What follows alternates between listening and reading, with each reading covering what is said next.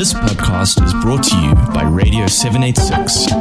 You know, I think the topic here now that we're going to look at is also one of those, very heartbreaking topics. It is deep, it is far-reaching, and I think it's something that is also not very well understood, in terms of its implication. We're going to be joined by Vanessa Farr for this next discussion, and she is a senior research fellow at Sheffield Hallam University's Helena Kennedy Center for International Justice.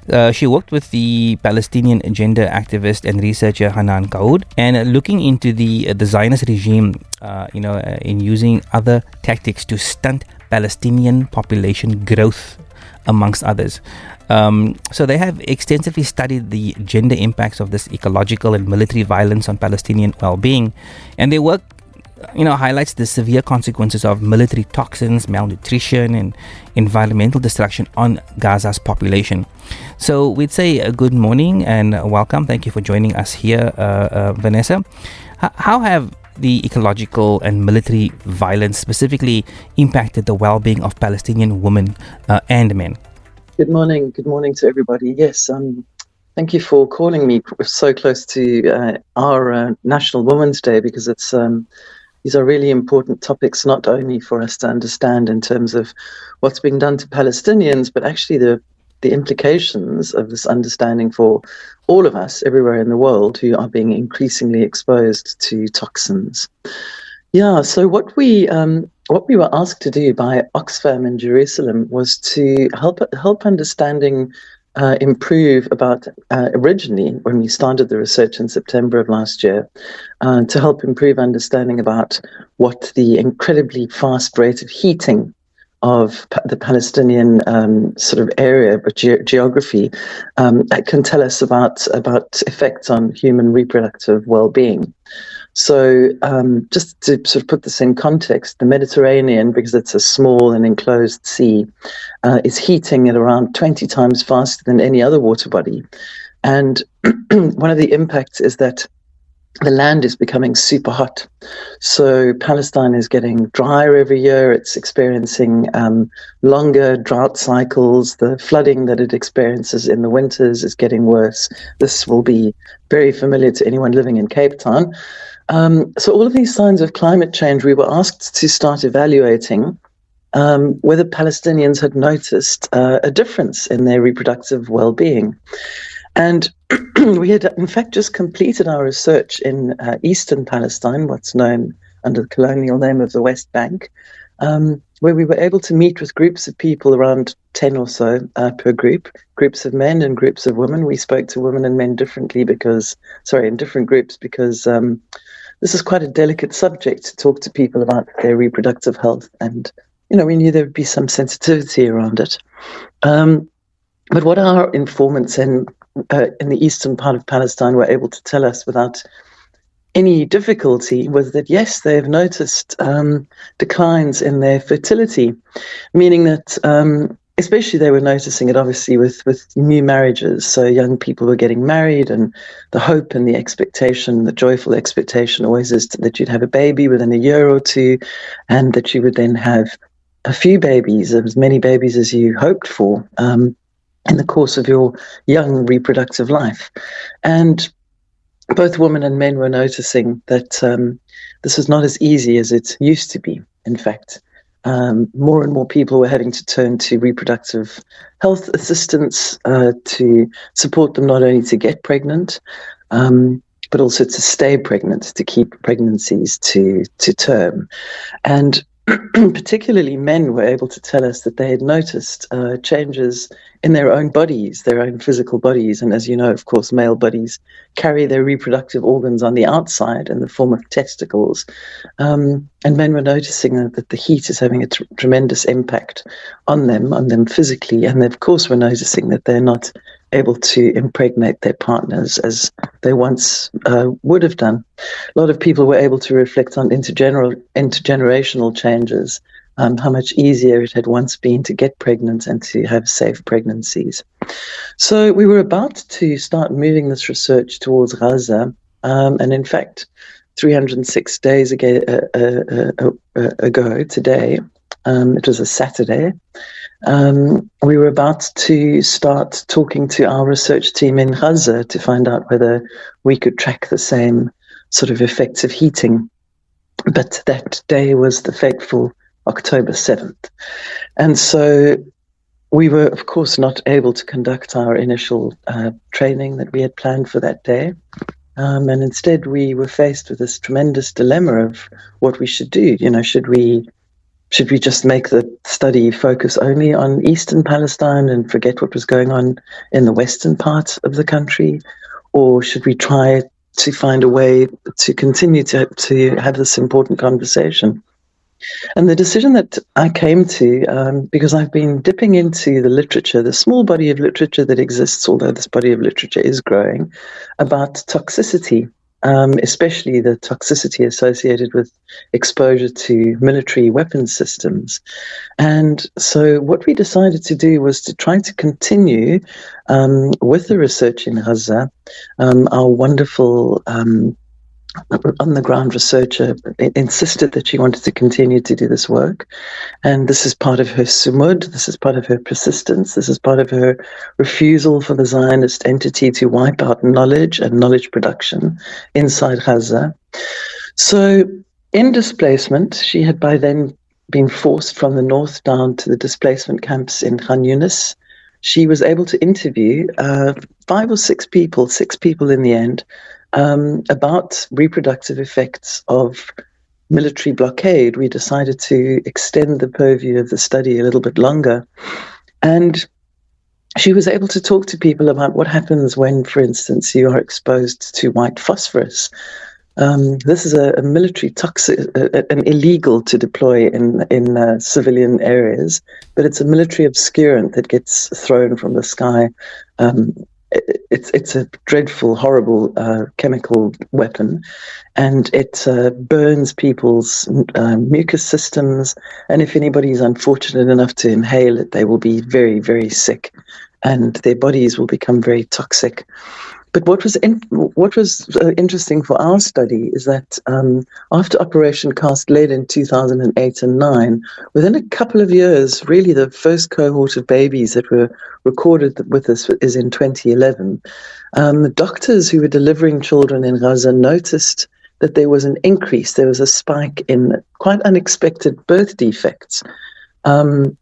And these don't always show up immediately because they weren't always in the form of what you might immediately look for in a birth defect, like a deformed hands or feet, although we were seeing some of that. But basically, there was a whole range of sicknesses that these new babies were being born with. And a small study was conducted in 2011 that was able to very convincingly correlate exposure to white phosphorus in either a mother or a father. And that would have been up to 2 years before, because Cast Lead was in the December, January of 2008-9. But they were able to really convincingly start to correlate this exposure to military toxins. And so in the small research study that our researcher managed to conduct for us under genocidal conditions of violence, we began to construct what really is a very terrifying and alarming picture of what we could call the transgenerational or epigenetic, because it's about the passing on of DNA between generations. So the epigenetic consequences of this very, very terrifying degree of exposure to military toxins. And at the same time as we were looking at that, we were considering the research literature that we have available to us from Europe after the Second European War, because there was a very, very high degree of extreme hunger at the end of that war. And women who were pregnant at the time, so 1945, 1946, somewhere around there, their children and their grandchildren and their grandchildren's children are now showing up with very severe intergenerational forms of illness that look like diabetes, that look like heart disease, and that look like obesity. Now, I'm thinking at this point that probably everybody who's listening, who lives in Cape Town or lives in South Africa, is thinking, that's makes us think a little bit about our own families right? Because we have in South Africa very, very high degrees of epigenetic illness. And of course, sometimes we attribute this to the kinds of food we're eating today, which might be different from ancestral foods. I think that's probably true. But I think what these wonderful and remarkable people in Gaza are telling us is that we all need to be aware of the fact that these toxins that are deployed inside Gaza, which are moving around the world because the Earth's systems move. Our air circulates, our water circulates, and this incredible amount of toxicity that's being discharged in the course of this warfare, this genocidal warfare, are going to come and affect all of us. We are living in a world that is growing more and more poisonous. Here on the Cape Flats, we're exposed to constant toxicity from pesticides and herbicides used in conventional agriculture, when we've got an incredible opportunity on the Philippine horticultural area, which is being led, a campaign is being led by Nazir Sonde to try to turn the whole of the Philippine horticultural area into a biological farming area, an organic farming area. And this is not just because people want to be fancy about the kind of food they eat. This is because the toxins that we're being exposed to are bioaccumulating. In other words, they build up inside the tissue of all mammalian life, and they make everybody sick, and they are drastically reducing mammalian fertility. One of the things we asked in Palestine was whether people were noticing a difference in their livestock's capacity to reproduce. Palestinians have a very old tradition of what they call baladi farming, which is indigenous breeds of cattle and goats and sheep that they've bred over hundreds and hundreds of years to be suitable for the conditions that they live in. And yes, farmers were noticing that even the livestock can't produce as easily anymore. So all of these are alarm bells and warnings to us. And there are really terrifying aspects of this genocide because what we are understanding is that Palestinian fertility is going to be affected for decades after this genocide draws to an end. So, Vanessa, very, very frightening. Vanessa, the analysis you've shared with us there again, is very deep. It sounds like your organization has done, or your partnered organizations have done a lot of work trying to collect this information and make sense of it. If the cause, remember cause and effect, if the cause is environmental, ecological, if the rising temperature within the Mediterranean, like you point out, it's rising 20 times faster than other regions. If this is impacting sperm fertility or sperm quality and other reproductive factors between men and women, in addition to the airborne toxins and the waterborne toxins, then technically the population within the area known as Israel should also then be impacted in exactly the same way. I was just curious. Israel controls the water supply going into Gaza or going into Palestine, if I'm not mistaken. Is it not possible that you spoke of weaponizing, some of these things? Is it not possible that those toxins have already been weaponized in the form of, water infiltration, for example, as opposed to maybe the broader, ecological impact involving the sea and the air and that type of thing? Yeah, look, this is an interesting question, and our research didn't extend to looking at failing Israeli or failing fertility inside the Jewish population, but anyone who knows much about, especially Ashkenazi Jewish inherited disease burdens are quite high. So, in fact, the state of Israel has a very, very sophisticated setup around reproductive health.